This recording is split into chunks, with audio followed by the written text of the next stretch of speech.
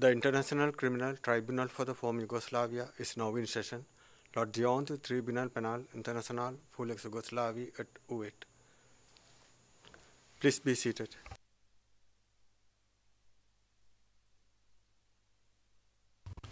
Good morning to Président, bonjour à toutes et à tous dans le prétoire et autour du prétoire. Monsieur le greffier d'audience, s'il vous plaît, citez le numéro de l'affaire. Le greffier d'audience, merci. Bonjour, monsieur le président, monsieur le juge. C'est l'affaire IT 0992. T, le procureur contre Ratko Mladic. Le président, merci, monsieur le greffier. Avant de commencer, j'ai deux questions à soulever. La première question concerne l'information reçue par la Chambre hier que dans la galerie du public, il y avait des gestes inappropriés dirigés vers le prétoire. La Chambre a pris cela au sérieux et donc résolu cette question. Je pense, Maître Lukic, que vous savez comment cela a été résolu et il est clair maintenant que nous attendons à ce que le public dans la galerie se conduise de façon appropriée. Vous savez ce que la Chambre a fait exactement pour prévenir cela à l'avenir. Et je ne vais plus parler de cela pour le moment. C'est la première chose. La deuxième chose, hier, je pense que la défense, c'était hier, la défense a déposé une requête pour ajouter encore 3 documents, 3 déclarations pour ce qui est des prononcés de fixation de la peine. Et je me pose la question pour savoir quand l'accusation répondrait à cela. Et je pense que si vous répondez de façon expéditive, il serait plus facile pour nous de nous occuper de ces questions pendant réquisitoire et plaidoirie. Monsieur Teguer, et nous avons donc fournir notre réponse, Monsieur le Président, le plus rapidement possible, le Président. Et qu'est-ce que cela veut dire, Monsieur Teguer? Ça dépend quand vous avez besoin de cela, mais par exemple, jeudi, avant la fin de l'audience, le Président, c'est bien, comme cela, les deux parties auront la possibilité de se pencher là-dessus dans leur réquisitoire et plaidoirie. Si on fait droit à cette requête et avant la fin de réquisitoire et plaidoirie, M. Teguer, nous allons faire de notre mieux pour faire cela. Le Président, est-ce qu'il y a d'autres questions à soulever? Non. Alors, M. Traldi, vous pouvez poursuivre. M. Traldi, du bureau du procureur. Monsieur le Président, et bonjour, Monsieur le juge. La défense affirme que l'AVRS protégeait des villages musulmans dans plusieurs municipalités, notamment à Sanskimos, Kluč et Rogatica. Les municipalités que la défense cite montrent de façon convaincante quel était le scénario selon lequel les crimes étaient commis, y compris le nettoyage ethnique. Par exemple, au paragraphe 686 de leur mémoire à clôture, la défense soutient que 3000 non-serbes étaient restés à Sanskimos où ils étaient protégés et, je cite, pas d'action hostile n'ont été lancées contre eux. Je cite par rapport à cela les propos de Nenad Davidovic, qui était officier de la 6e brigade et membre de la cellule de crise. Donc il y avait 3000 habitants qui restaient par rapport à 28 285 habitants avant la guerre. Lorsque vous y réfléchissez, à savoir que de 28 000 non-serbes restaient 3 000, il faut que vous penchiez sur le témoignage de Davidovic qui a admis, page 31 550 et 57, que les autorités serbes à Sanskimos étaient d'avis que quiconque était considéré comme pas loyal envers les autorités serbes devait être expulsé avec leur famille. Maintenant, sur vos écrans, vous pouvez voir la pièce P841, page 24. Il s'agit des notes de Davidovic concernant une réunion de la cellule de crise. Et cela s'est tenu le 8 juin 1992. Dans ces notes, il est question, entre autres, selon ces mots, du fait qu'il fallait donc chasser les musulmans et les croates de Sanski Most dans la mesure où il est possible de contrôler fermement le pouvoir. Le président, M. Traldi, lorsque vous parlez de Sanski Most dans la citation, il ne figure pas en dehors de Sanski Most. M. Traldi, dans le document, il est écrit les musulmans et les croates doivent être chassés pour qu'on puisse tenir le pouvoir de façon stable. Le président, merci. Donc, il n'y a pas de mention Sanski Most dans ce document. M. Traldi, oui. Vous pouvez poursuivre. M. Traldi, à Sanski Most, ainsi qu'en d'autres municipalités, ces personnes étaient chassées par la perpétration des arrestations en masse et 5 massacres retenus dans l'acte d'accusation par la destruction de leurs habitations, de leurs villages et de leurs lieux de culte.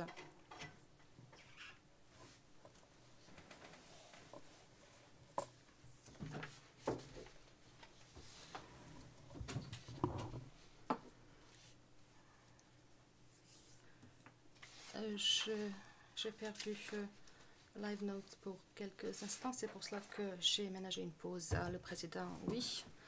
Et lorsque cela revient, parce que Live Notes sur nos écrans fonctionne, non? Juste un instant, s'il vous plaît. Oui, cela s'est arrêté. Il faut qu'on attende que cela revienne.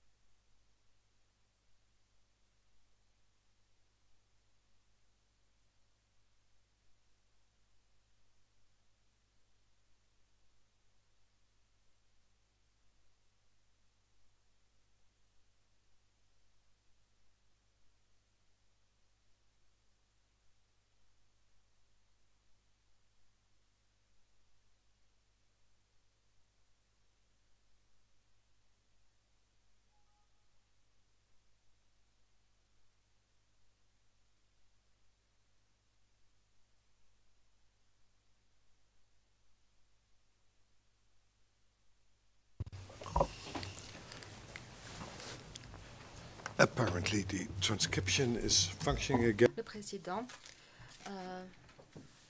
il semble que cela fonctionne de nouveau et Nous voyons encore une fois dans quelle mesure nous dépendons des bons services de notre sténotypiste et nous l'apprécions beaucoup.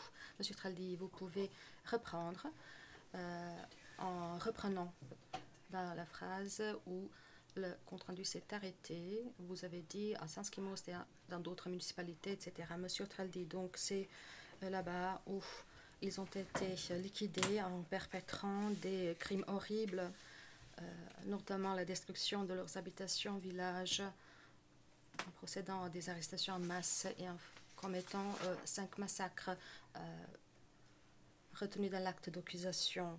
L'évêque catholique Komaritsa décrit, je cite, la fuite en masse terrible de mes fidèles, en particulier de la région de Sanskimost et de Priye d'Or qui essayaient de sauver leur vie. PSP 70-11, page 2.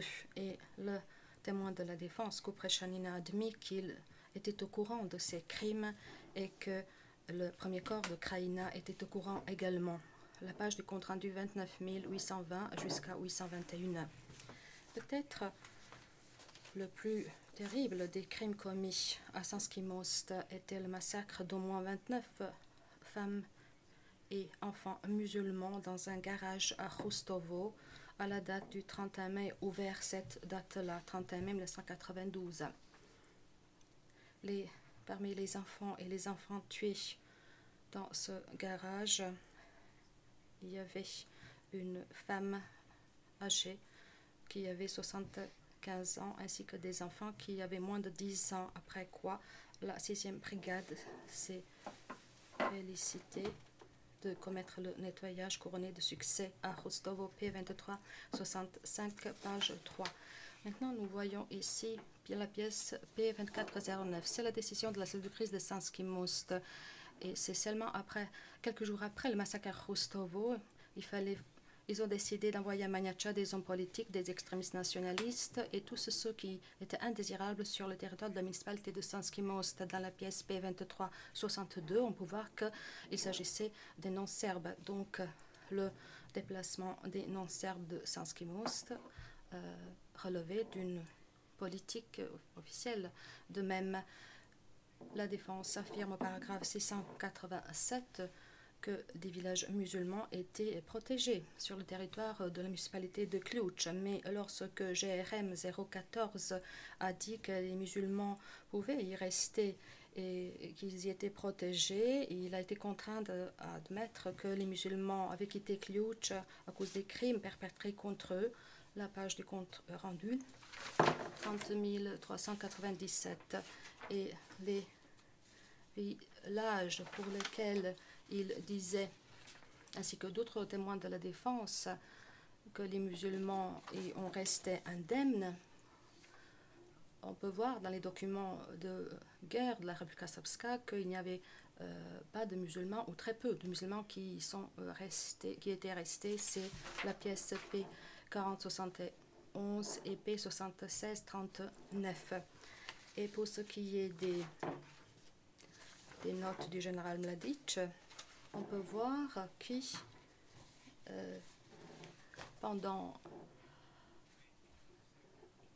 il suivait le nombre de ma population musulmane en janvier, 17 000, qui a été réduit à 5 000 en septembre et à 2 000 en novembre à Rogatica. Pour ce qui est du village de Chatorovici, il dit, et c'est au paragraphe 689, un exemple concret de paix qui régnait entre les musulmans et la VRS.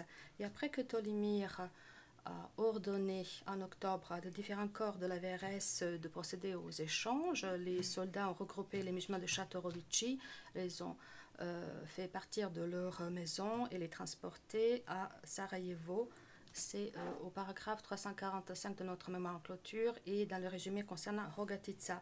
Également, la défense Veselinovic et Sokolovic ont admis que lorsque Mladic était entré à Jepa en automne 1995, lui-même et ses subordonnés étaient en train ou ont commencé le processus de déplacement de presque tous les musulmans qui restaient dans la municipalité de Rogatica. La réponse de Mladic au nettoyage ethnique illustre le fait qu'il partageait l'objectif commun et contribuait à sa mise en œuvre. La défense avance que Mladic a essayé de punir ses subordonnés lorsqu'ils ont commis des crimes. Il a ordonné certaines mesures disciplinaires un certain nombre de fois, confère les paragraphes 117 à 119 de notre mémoire en clôture, au paragraphe 795 à 796 du mémoire en clôture de la défense. Mladic disposait de l'autorité à la fois officielle et fonctionnelle qui lui permettait d'ordonner ces mesures disciplinaires contre ses subordonnés. Et comme ce commandant faisait l'éloge de l'obéissance et du bon fonctionnement de la chaîne de commandement, comme il a dit devant l'Assemblée, la 16e Assemblée, au P 431, page 42, il nous faut une obéissance absolue. Sans discipline, il n'y a rien. Et donc, il a usé de cette autorité. Ce que les partis contestent, c'est ce pourquoi Mladic a utilisé son autorité. La défense avance que Mladic a donné des ordres pour sanctionner ces soldats qui se comportaient de façon irresponsable parce qu'ils ont commis des crimes. Mais les éléments de preuve montrent que ces ordres n'ont pas été donnés pour sanctionner des crimes commis dans le cadre de l'entreprise criminelle commune et d'officiers de la VRS, ont appliqué cette politique d'impunité quasiment exclusivement dans tous les échelons de la VRS. Le juge Moloto, cette autorité a été utilisée pour quoi?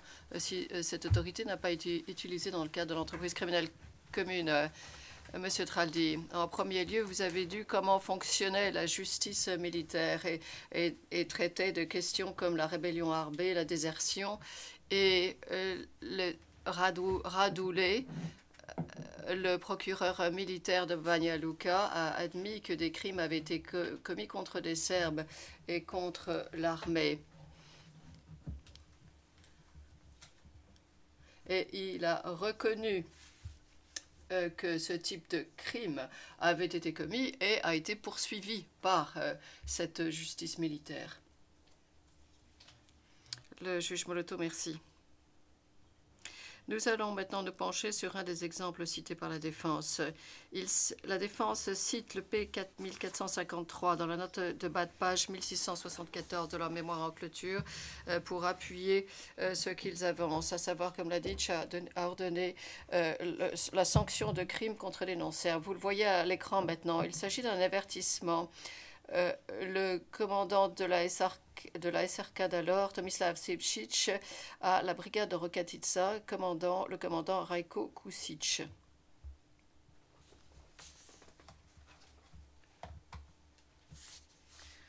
Sepčić écrit le 26 juin 1992, et je cite, « Pour la dernière fois, je vous avertis de vous abstenir de commettre des massacres, de vous livrer à des exactions en traitant mal une population innocente, quelle que soit sa nationalité.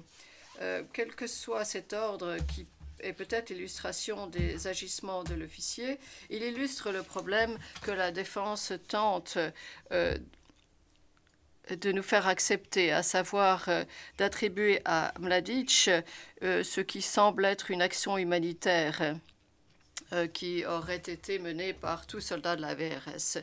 Peu de temps après que cet ordre ait été donné, Sepčić a averti Kusic de ne pas massacrer des innocents. Il a été remplacé tout de suite par l'autre commandant de la SRK, Stanislav Galić. La division a été placée sous le commandement. La 30e division a été placée sous son commandement, qui avait déjà nettoyé de musulmans les zones de Cluj, comme nous l'indiquons dans notre résumé sur Cluj. Kusic et ses unités, d'autre part, ont continué à commettre des crimes contre des non-serbes, et ce jusqu'en 1995, comme il a dit ouvertement au commandant du corps de la Drina, à la pièce P1064, le 7 août 1995. Il restait, je cite, 5 Balias qui tentaient de se rendre à Pierre-Renovica le long de la voie de chemin de fer, et ils ont été liquidés.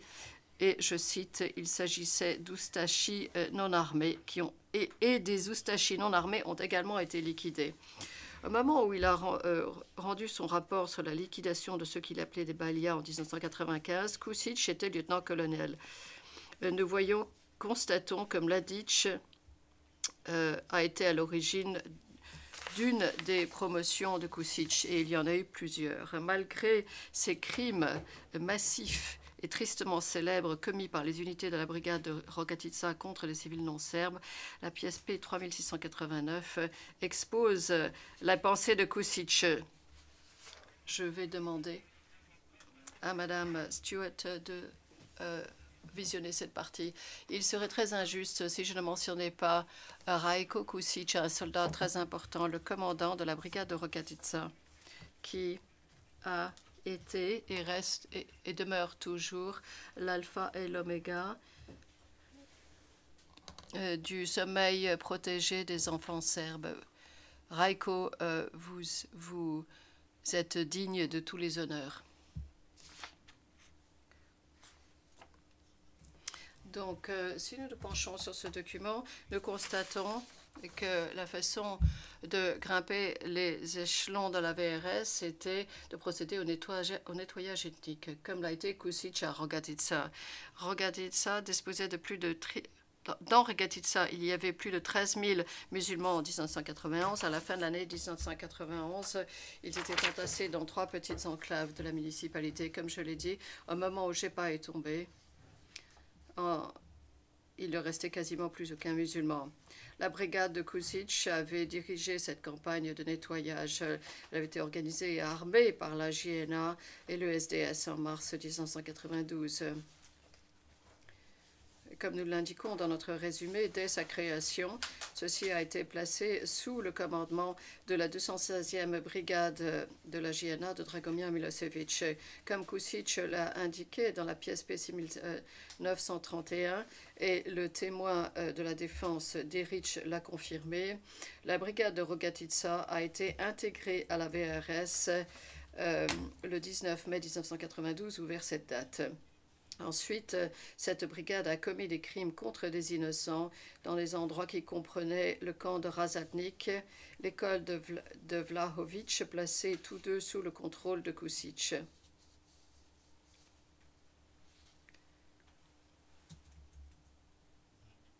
Les détenus de Razatnik ont été torturés, ont subi des sévices sexuels, ont été humiliés, passés à tabac, utilisés pour des travaux forcés. Certains détenus sont décédés suite au passage à tabac et conditions fort dures, y compris une femme âgée de 101 ans, Hanka Kustura.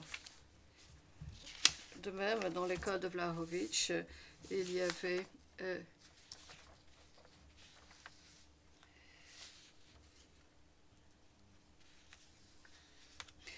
des soldats des brigades de la police serbe qui ont passé à tabac, torturé, violé et cambriolé des détenus à l'école de Vlahovic. Les détenus ont été violés à maintes reprises, des hommes et des femmes, et d'autres détenus pouvaient entendre ces victimes hurler pendant la nuit. P309, paragraphe 69 à 77, P2223, page 4. Alors, la défense a laissé entendre dans son mémoire que des non-serbes se sont rendus de leur plein gré à Razatnik et à l'école de Vlahovic, arguant du fait que les références faites aux prisonniers de Razatnik sur leur liste étaient pure fiction. Il s'agissait simplement de faciliter l'échange de ces personnes. Mais les non-serbes de Razatnik et à l'école de Vlahovic ne se sont pas rendus de leur plein gré, comme le prouvent les documents, comme le document PC 1809 et le PC 1805. Et les éléments de preuve des témoins qui ont survécu et que vous avez entendus. Mais en se fondant sur la simple logique du fait que les gens n'ont pas tendance à rester sur place alors que d'autres sont passés à tabac, violés et torturés mentalement. Nous avons constaté que Mladic a promu Kusic à la pièce P3684. Il exerçait donc son autorité personnelle. Certains exemples sont tirés de ses carnets, des réunions avec son état-major pour aborder les questions des promotions et des distinctions, par exemple à la pièce P360, pages 149 à 150, au cours de laquelle il prend des notes sur les nominations de Radmilo Zalialia et Vladimir Arsic, qui avaient dirigé la 43e brigade lors du nettoyage ethnique de Prijedor en 1992. Ces deux hommes ont été promis pendant la guerre. Arsic, lorsque la guerre était terminée, était général, comme l'a indiqué le témoin Yarovitch, témoin de la défense, à la page du compte-rendu d'audience 31424. À la fin de nos récits sur les municipalités, et ainsi que dans le paragraphe 487 de notre mémoire en clôture, nous avons parlé de la réputation tristement célèbre de la campagne de nettoyage dans cette municipalité, et nous disposons d'éléments de preuve qui indiquent, comme l'a dit, chez d'autres officiers de la VRS ou de membres de la GRS, ont clairement indiqué qu'ils étaient d'accord souvent avec les promotions de ces auteurs.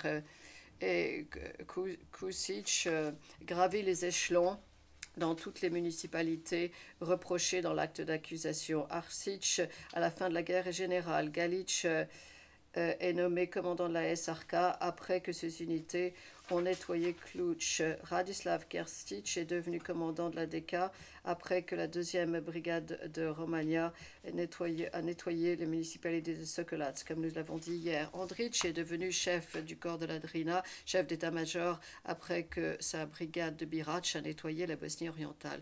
Le commandant du corps de Maniacha, Bozidar Popovic, a été promu colonel. La VRS, en même temps, a tenté de dissimuler les crimes, comme vous pouvez le constater dans les carnets de Mladic, où il ordonne que des informations sur le nombre très important de musulmans ensevelis dans la fosse de Tomesica soient bien conservées pour que des personnes non autorisées ne puissent pas découvrir cela. P358, page 155. Le commandant du bataillon de Vlasenica, Slobodan Pajic, donne un ordre et précise que l'opinion publique ne doit pas découvrir les conditions des détenus de Susica, les conditions de vie, et on ne doit pas non plus leur apporter de la nourriture. P193, page 4. Dans les ensevelissements dans les fosses communes, paragraphe 492 à 498 de notre mémoire en clôture.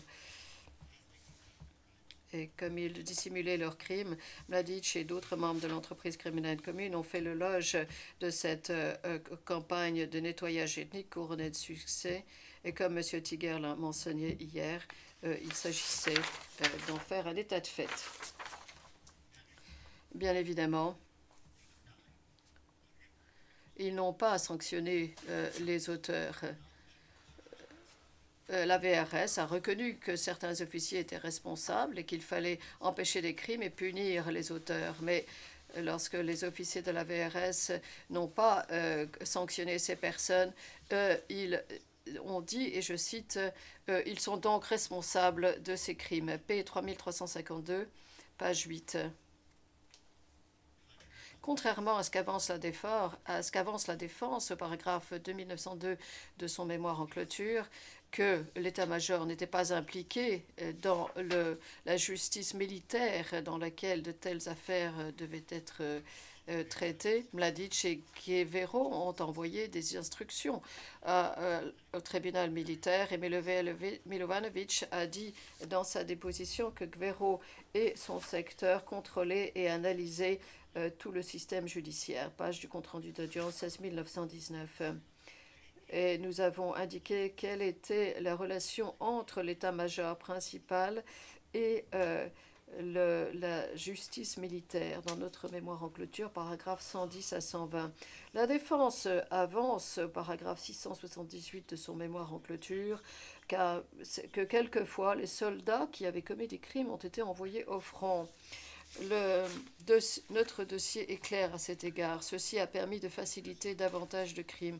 Vous avez entendu parler vous avez entendu dire cela de la bouche d'officiers de la VRS comme RM 802, les personnels du tribunal militaire comme Radul, le témoin de la défense Matijevitch du MOUP de la RS étaient tous d'accord pour dire que les auteurs ont été armés et qu'ils sont partis au combat. Et il n'est donc pas surprenant qu'ils récidivent.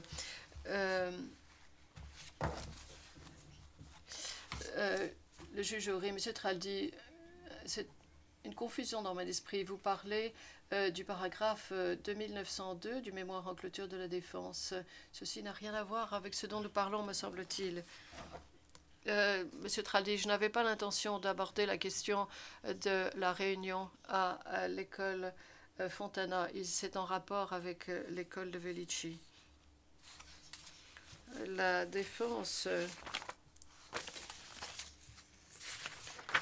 se fonde également sur les ordres qui n'ont aucune valeur et qui ne sont que superficiels pour suivre les lois de la guerre. Karadzic ordonne prétendument qu'il fallait protéger les non-serbes dans les municipalités comme Sokolac.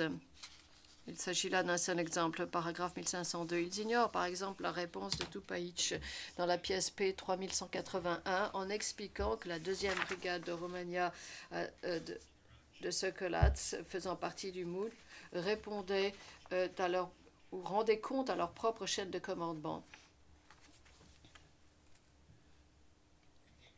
Au niveau de la République, Mladic, Mikusanicic et Karadzic, ils ignoraient la réalité des faits sur le terrain. Et la 2e brigade de Romagna a continué à nettoyer la municipalité de Sokolac. Ses commandants ont été promus, Mladic et Galic et Karadzic, comme nous l'avons noté.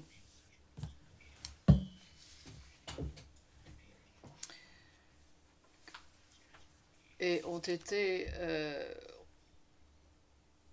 reçu les honneurs de cette brigade. Brown explique que de tels ordres, le sens de ces ordres, il n'y a pas eu de poursuite et donc d'autres crimes ont été commis. Page du compte-rendu d'audience 19536. Un exemple très clair qui est donné ici. Page du compte-rendu d'audience 19536. Ceci est particulièrement vrai dans le cas de la directive numéro 1, où la défense se repose sur un libellé communément utilisé sur comment se conformer aux conventions de Genève. Mais nous avons montré que cette directive a été mise en œuvre pendant toute la durée du nettoyage ethnique et de ces séparations et que les résultats ont fait l'objet d'éloges plutôt que de poursuites. D'un autre côté, ceci envoyait un message clair, un message qui précisait que la VRS prenait l'exécution des lois de guerre au sérieux et qui n'était pas nécessaire de poursuivre chaque crime commis par un soldat.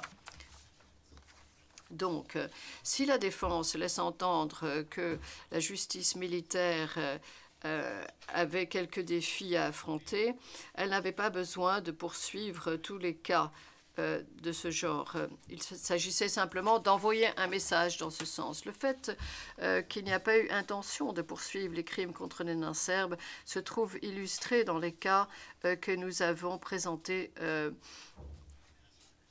au niveau de nos preuves. Par exemple, Radul a admis à la page du compte-rendu d'audience 35582 que certains corps de victimes étaient disponibles, que l'arme du crime était connue et que les auteurs s'étaient confessés et qu'il n'y avait aucune raison pour que les procureurs militaires ne les condamnent pas. Pour ce qui est des massacres de Vlagici et de Skriljevita, 2 massacres, un petit nombre de crimes ont été commis et les auteurs ont été arrêtés. Personne n'a été sanctionné pour ces crimes pendant la guerre, même si les corps ont été retrouvés, l'arme du crime également, et que les auteurs ont confessé.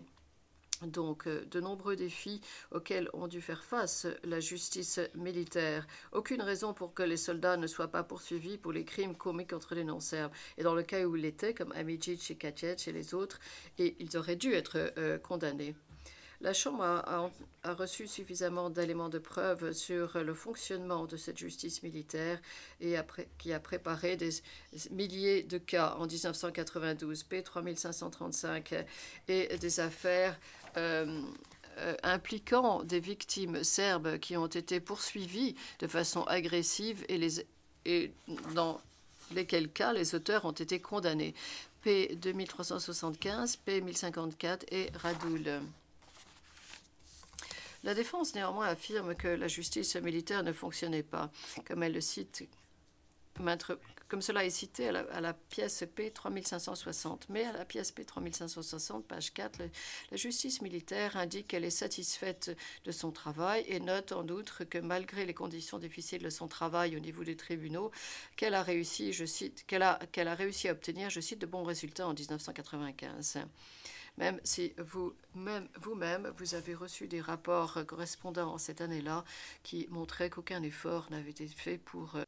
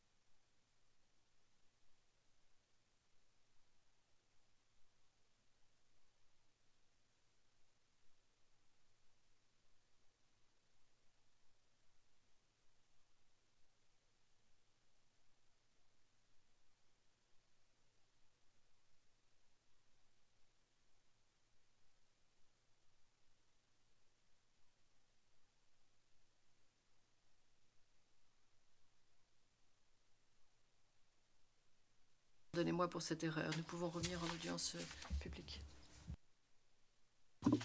Nous sommes en audience publique, dit le greffier. Le président, merci, monsieur le greffier. Monsieur Traldi, au paragraphe 134 de son mémoire, la défense indique que lorsque les officiers de la VRS apprenaient des meurtres dans les municipalités, ils prenaient des mesures pour mener des enquêtes pour arrêter et punir les auteurs. La défense se fonde sur des preuves relatives au massacre dans des endroits tels que Brisevo et à Prijedor et plusieurs sites à Saint-Skimost. À Brichevo, vous avez entendu les preuves, tout le monde était au courant des massacres, la VRS, les autorités civiles, le MOUP, mais aucun auteur n'a été sanctionné. Le témoin de la défense, Koupre Chanine, a dit dans son témoignage qu'il s'est rendu là-bas après le massacre avec des officiers du premier corps de la Krajina. Prijevo était un village non armé, et même s'il était incohérent lorsqu'il disait à quel haut gradé il l'avait dit, on peut voir que Tadic était au courant. Par exemple, à la page 2 de P7477 et Radiol a reconnu que son bureau n'a poursuivi personne à Saint-Skimost pour des crimes contre des non-serbes. La défense prétend également au paragraphe 866 et 67 que le VRS a mené des enquêtes et a réprimé les meurtres des détenus de Majača, Omer Filipovic et Ezat Bender. Même si le garde de Majača, Radinkovic, a reconnu, compte rendu page 31 734,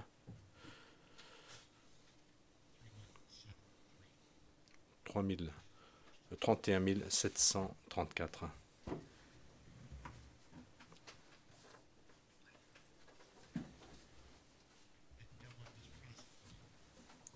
Que personne n'a été poursuivi avant 10 ans après les crimes, bien après le départ de Mladic de la VRS. Radinkovic a également reconnu que la police militaire de la VRS avait commis les crimes, au contraire de ce que la défense dans son mémoire qui dit qu'il s'agissait de tchétniks non identifiés. La défense cherche à faire le flou sur les auteurs à Maniacha et au sujet de ce que savaient les officiers gradés, mais les sources qu'elle cite, telles que P229,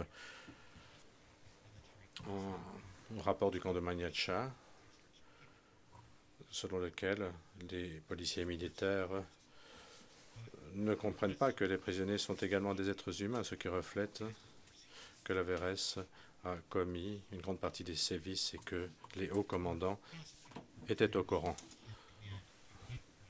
Bien au contraire, plutôt que d'avoir poursuivi les auteurs, le commandement du camp a dissimulé le crime. Sabanovic exprime que le commandant Popovic lui avait ordonné de faire la fausse déclaration selon laquelle un détenu de Cluj qui avait été passé à tabac jusqu'à sa mort était mort de pneumonie. P. 3124 pages de 9 et 10. Donc, le système de justice militaire ne poursuivait pas les auteurs des crimes contre les musulmans et les Croates. On peut voir la suite de la stratégie de la défense au paragraphe 132-133 du mémoire de la défense. Mladic n'était pas au courant ou n'était informé que de manière sélective des crimes incriminés dans cette affaire. Nous ne prétendons pas et nous ne devons pas prouver que Mladic recevait notification de chaque crime individuel par lesquels ses subordonnés et les autres réalisaient les objectifs de l'entreprise criminelle commune. Mais les exemples dont parle la défense reflètent la faiblesse de cet argument. Je veux m'attarder sur trois événements qui, selon la défense, ont fait l'objet d'enquêtes et ont été, en tout cas en partie, signalés. Vous avez entendu parler de la campagne de nettoyage à Kotor-Varos avec le premier témoin. Evelyn Pasic a expliqué comment son village avait été pilonné à Bayram 1992.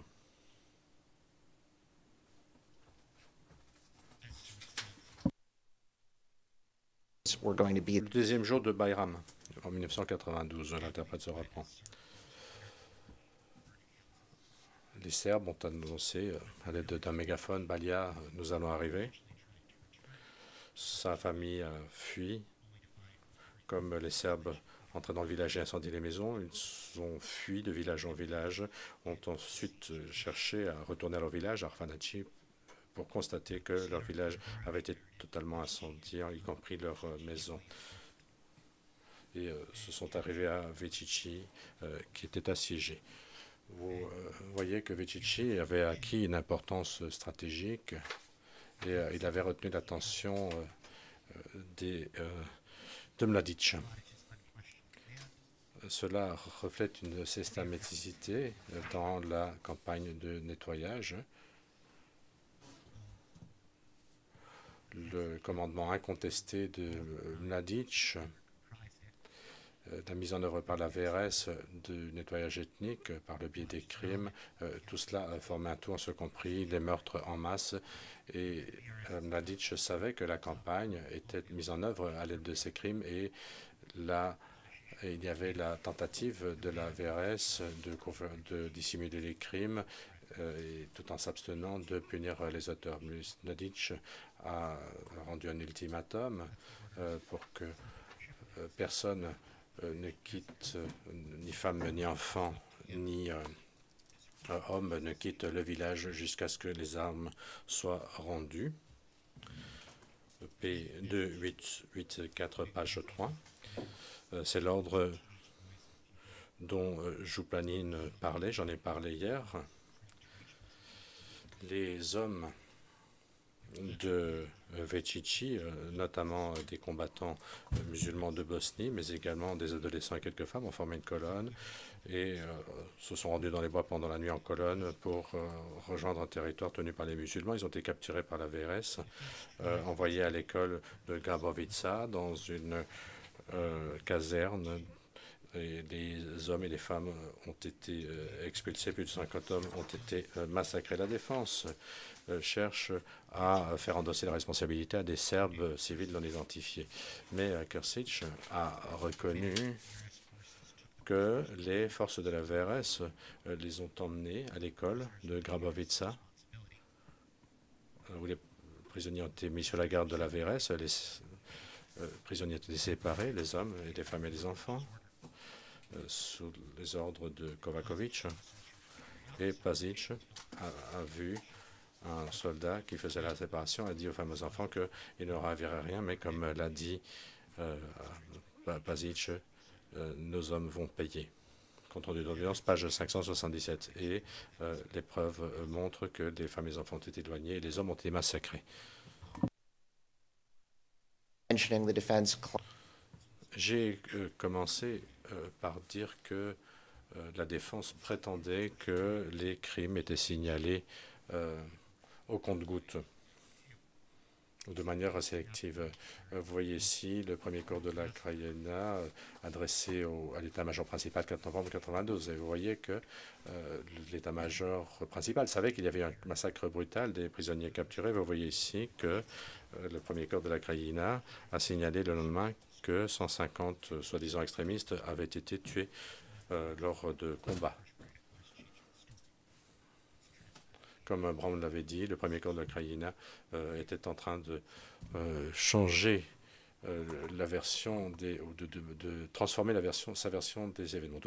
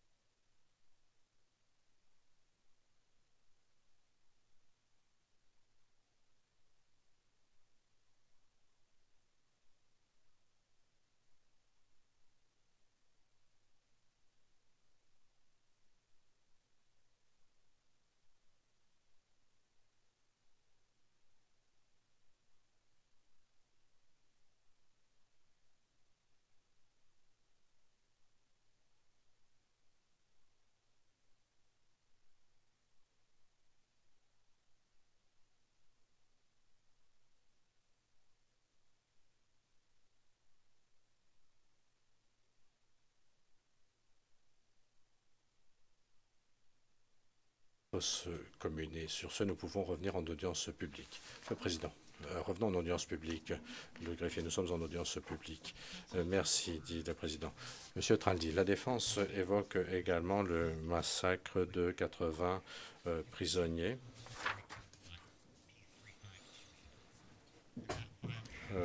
à l'école de Velagici à Cluj. Vous avez reçu le dossier du tribunal militaire P3528 et ce dossier montre que les auteurs et des soldats de la VRS, contrairement à ce que dit la défense au paragraphe 64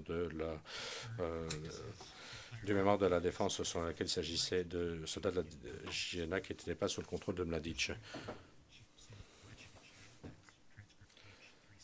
Vous avez entendu des témoins et des hauts commandants qui n'étaient pas inclus et qui étaient au courant de massacre de premier. Le chef d'état-major du premier corps de la Krajina, Kališević, était au courant. Compte rendu d'audience Page 3 du 4.2, Radolich savait qu'il était encore à Prijedor dans l'été de 1992. Compte rendu d'audience 3.5.5.3.8, 3.5.5.3.9. Et vous pouvez voir dans le dossier militaire que Tadić était au courant car les auteurs lui ont écrit et ont demandé d'être renvoyés dans leurs unités. Comme nous disons dans notre résumé de Kluge, après avoir écrit à Tadić, ils ont été libérés sans procès. Et la défense cite également Veljic comme exemple de crime ou d'un cas où des crimes contre les non-serbes a fait l'objet de l'enquête et les auteurs ont été effectivement arrêtés pour les crimes. Les deux ont été libérés après avoir écrit à Tadić et ensuite une nouvelle fois libérés après avoir été réarrêtés en 1993. Cela montre que les hauts niveaux du commandement de la VRS n'avaient aucune volonté de les punir pour avoir massacré près de 80 prisonniers musulmans non armés. Nous nous indiquons dans notre mémoire que personne n'a été traduit par la justice militaire pour les crimes de Batković.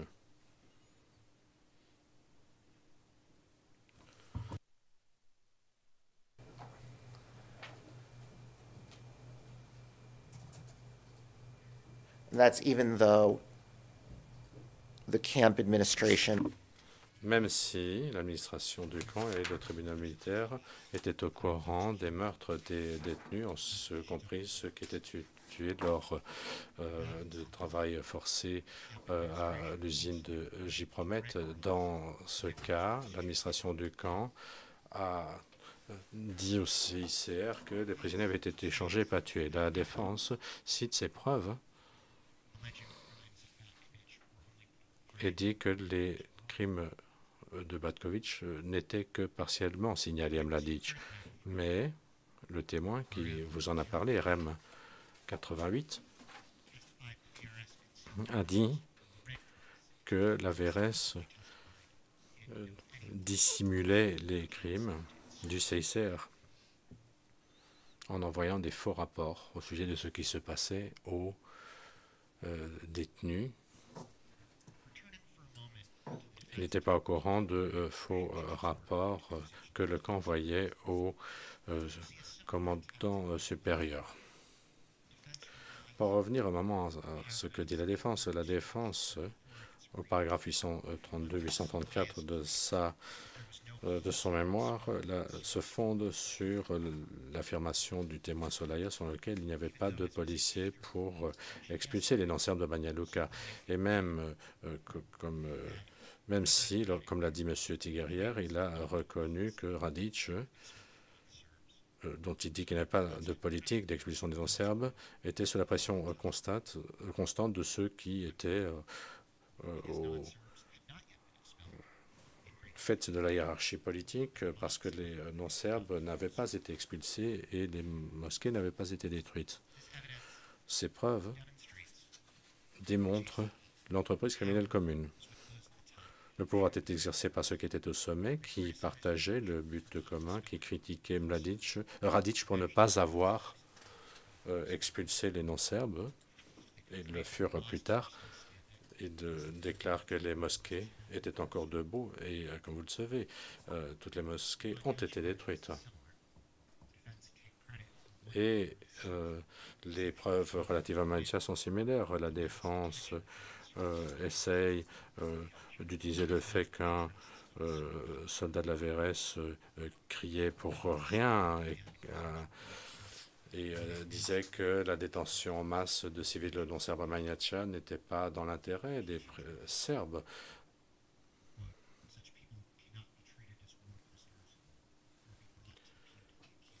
Les prisonniers étaient amenés en grande quantité sans aucune sélection. De telles personnes ne peuvent pas être traitées comme des prisonniers de guerre ni être internées dans des camps de prisonniers de guerre. Ce camp peut être considéré comme un camp d'attention, un camp pour la séparation des musulmans et des croates, ce que l'histoire n'oubliera pas. P221. La défense estime que cela montre que la VRS cherchait à éviter d'arrêter les non-combattants à Maniacha, mais ce que ça le montre en fait, c'est qu'un homme se préoccupait de cela et que le commandement du corps, les gardes du camp envoyaient des rapports au commandant du corps, savaient qu'on arrêtait des gens qu'on n'aurait pas dû arrêter. Nous citons les preuves au paragraphe 28-29 de notre mémoire. Et la VRS utilisait des ressources pour détenir des civils pendant une guerre.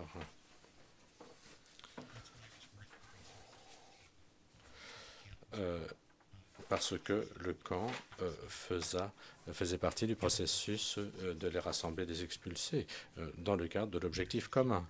Je vois l'heure qu'il est, messieurs les juges. Effectivement, c'est l'heure, Monsieur Traldi. Nous allons faire une pause, dit le Président. Nous reprendrons à 11h moins 10.